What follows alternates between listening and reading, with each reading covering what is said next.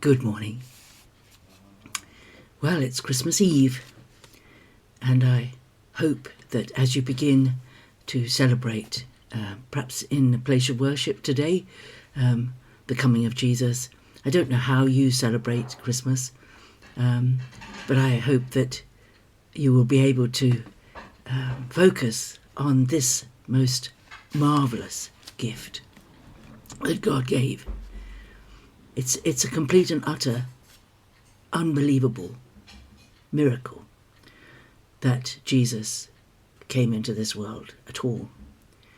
The light came into darkness, life came into the place full of death, peace came into a place where there was always upset and war and irritation. The eternal became mortal. It's a mystery. But the word I want to focus on today is only mentioned in 3 verses in the whole of the scriptures. And yet it's a word we use a lot at Christmas time. It's in a lot of our carols. It's a very important word, but it's actually only in 3 verses in the Old Testament and 1 verse in the New Testament. 3 verses in Isaiah. It's in Isaiah 7 verse 14, 8 verse 8 and 8 verse 10. And then it's quoted in the New Testament in the vision or dream that Joseph had when the angel came to tell Joseph that Mary was pregnant and that the child was conceived by the Holy Spirit in her womb, that she had not been unfaithful to Joseph, that this baby was going to be extremely special.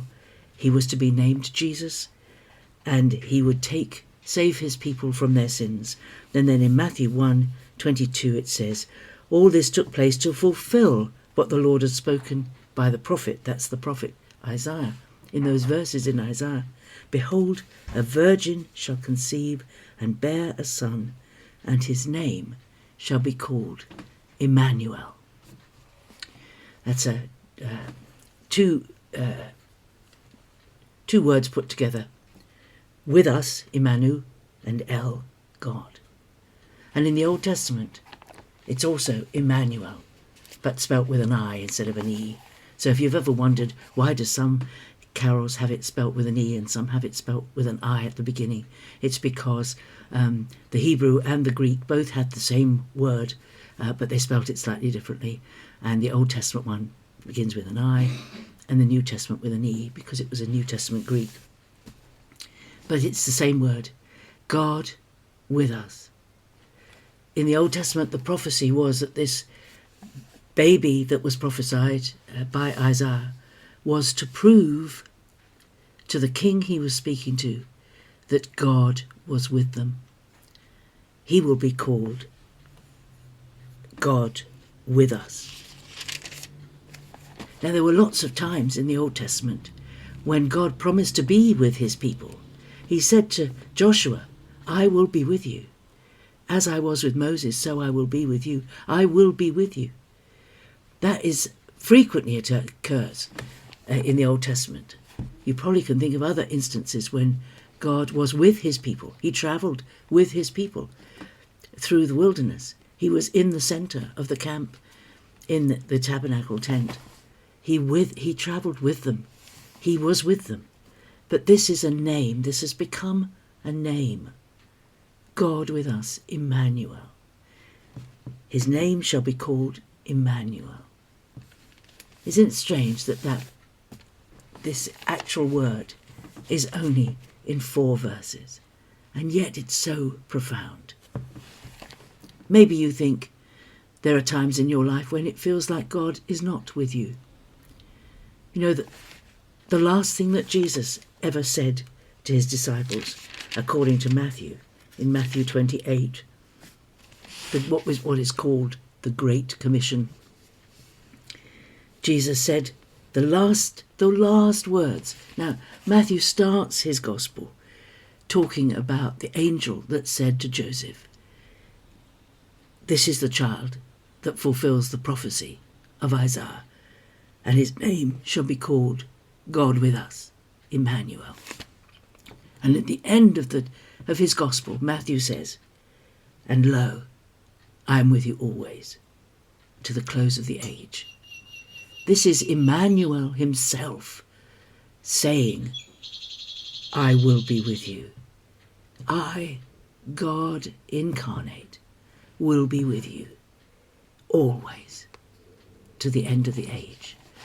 And I know there are times for all of us when it feels as if God isn't there, as if the sky has got a lid on it and we can't reach God.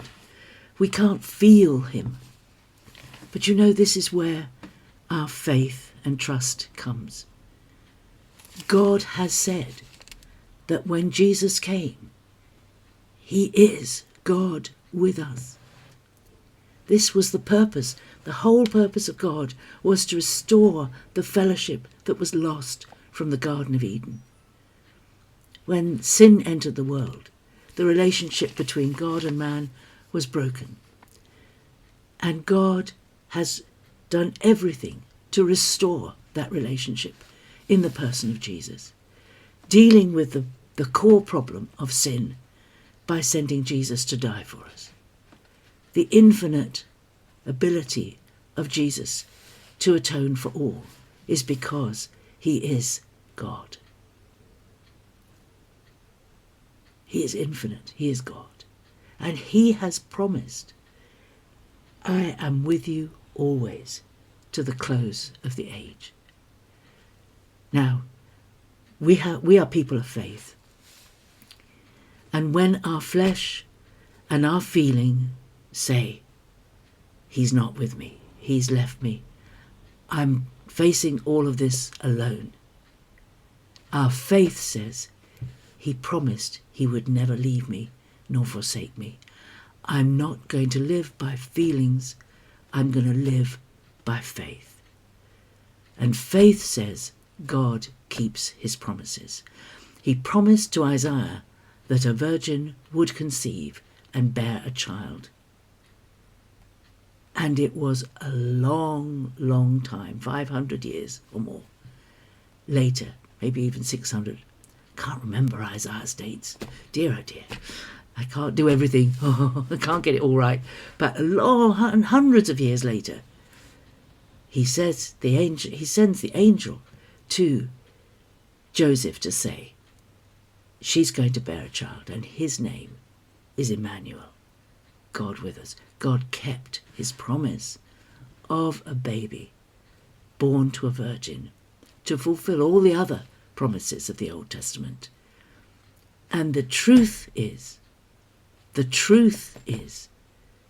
he will never leave you nor forsake you.